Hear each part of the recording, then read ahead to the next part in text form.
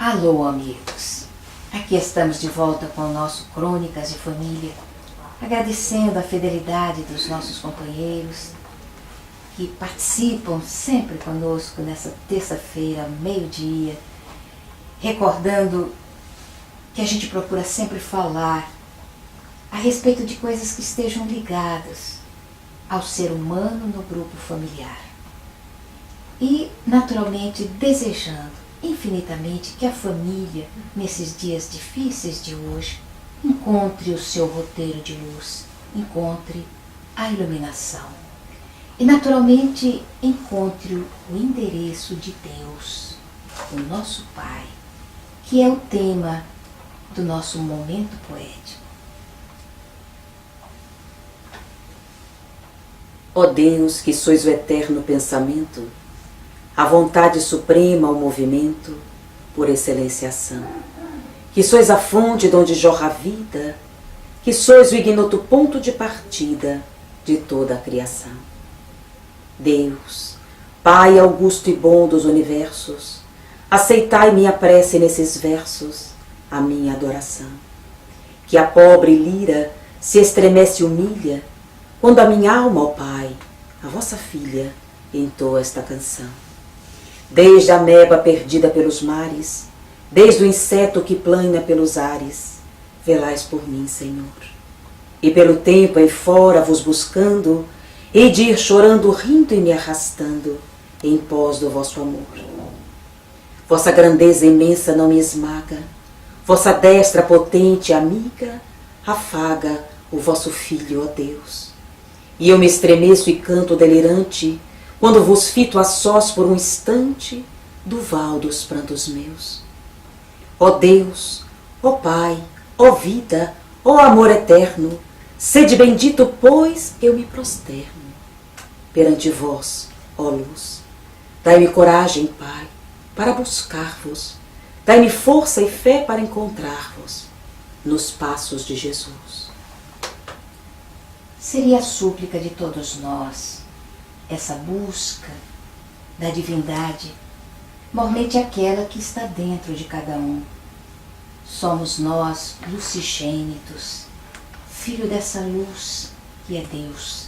E por essa razão, há uma iluminação interior que a gente deixou se perder ao longo da nossa romagem, quando nos perdemos igualmente no cipoal das loucuras e dos erros.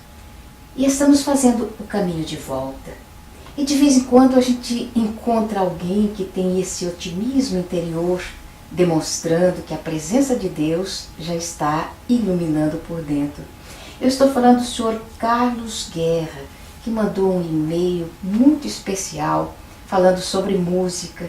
Senhor Carlos, nós vamos responder através de um e-mail também, porque me interessou bastante as colocações que o senhor fez no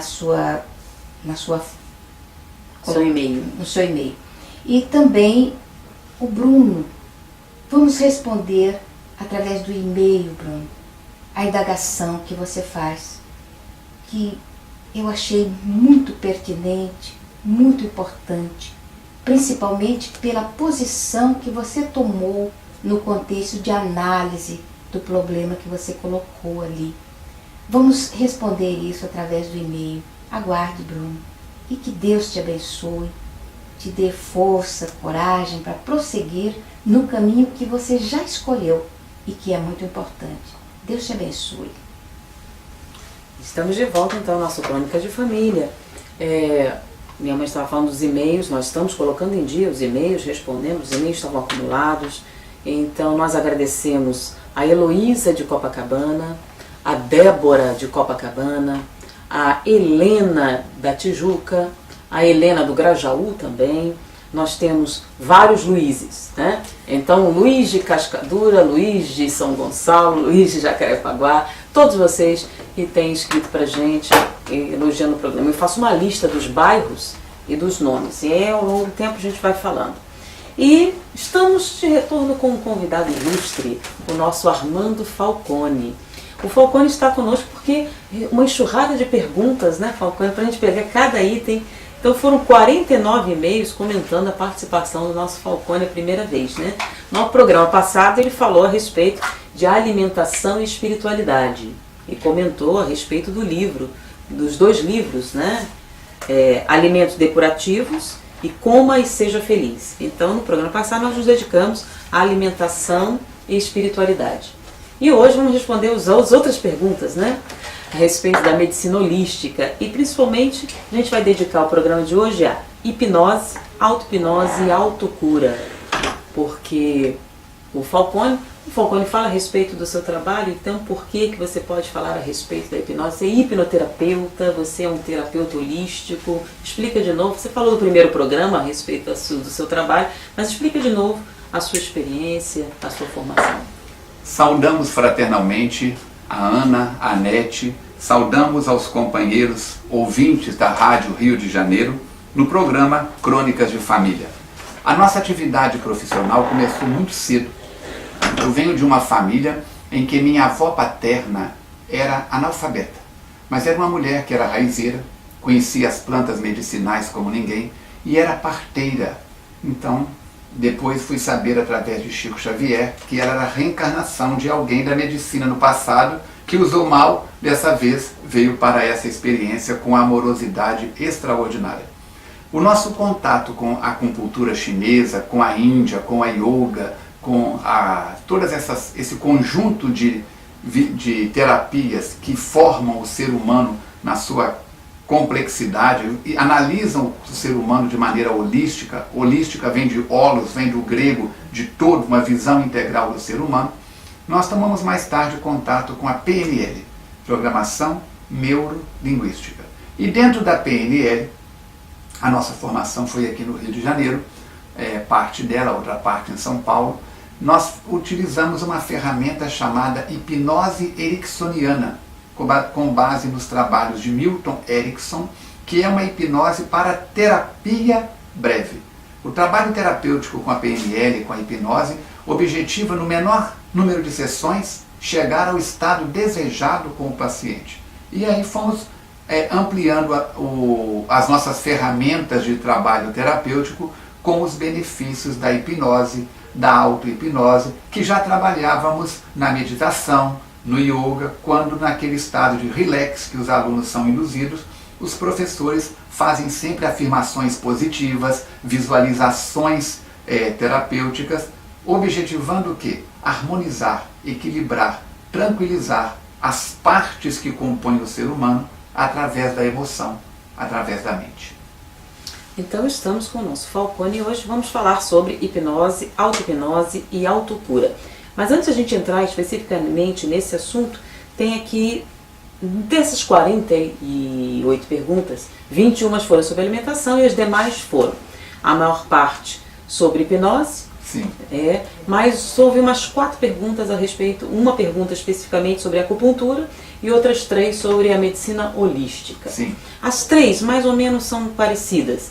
Elas perguntavam a respeito do seguinte: se fala muito sobre medicina holística ou terapia holística. Qual a relação entre isso e o espiritismo? Tem uma relação? O espírita deve procurar as terapias alternativas? Que colocação você faz a respeito disso? Nós temos que separar uma coisa da outra, mas mantermos próximos, porque os objetivos são mais ou menos os mesmos.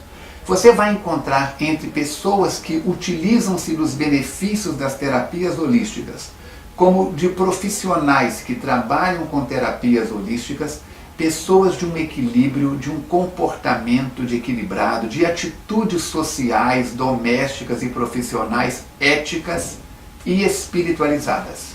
E vai encontrar no meio dessa gama de pessoas interessadas pelas chamadas terapias holísticas, desde aqueles que buscam benefícios através delas, como de profissionais que atuam na área, pessoas que basta você olhar e ver o nível de perturbação.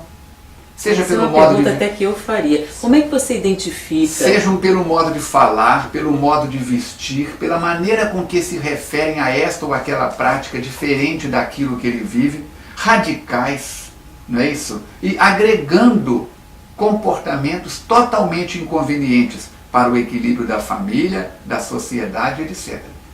Não é o hábito que faz o monge. Não é eu vestir o hábito, vestir a roupa de holístico que me faz uma pessoa equilibrada. O equilíbrio está em toda parte, como o desequilíbrio está em toda parte. Então tem que ter muito cuidado. A gente não deve rotular, mas, infelizmente, por exemplo, se perguntarem para mim sobre cirurgia plástica, eu vou falar sobre o Colégio Brasileiro de Cirurgiões, se tem informações. Pronto. Mas com relação aos terapeutas, se existe algum órgão regulador que você possa recomendar para que a pessoa busque informação a respeito da seriedade? Não existe um órgão único, como no caso do Conselho Regional de Psicologia, Conselho Regional de Odontologia, Conselho Regional de Veterinária. Não existe um órgão único, né? Isso foi crescendo no Brasil. Na época, eu sou deste grupo há 35 anos, o Ministério da Saúde não tomou de início providências objetivas, então cresceram-se os sindicatos, os conselhos regionais de terapeutas. Nós temos vários grupos no Brasil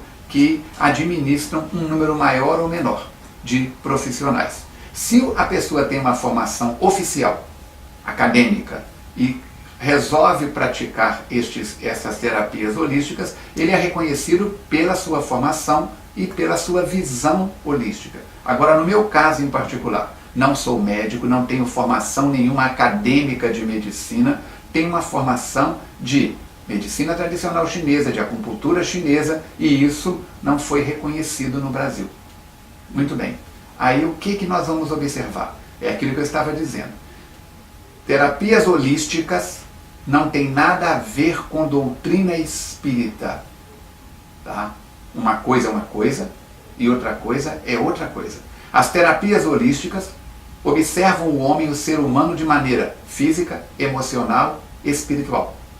O espiritismo analisa e verifica, acompanha o espírito na sua visão espiritual, na sua dinâmica de espírito encarnado e nesse campo vibracional intermediário que é o perispírito. Todas as duas têm uma visão integral do ser humano. Só que o foco do espiritismo é do espírito para o corpo e das terapias holísticas do corpo para outros níveis. Muito bem. O foco que é diferente. Entendeu como é que é? Um está olhando do norte para o sul, o outro está olhando do sul para o norte. Agora, se chegamos ao meio, um equilíbrio, vamos ter resultados extraordinários, que é o que eu procuro fazer no consultório. Muito bem, o assunto vai render bastante aqui nessas perguntas, mas o Toninho já está dando sinal que nós temos que ir para o nosso intervalo. Então a gente volta mais respondendo as perguntas a respeito de hipnose, auto-hipnose e autocura.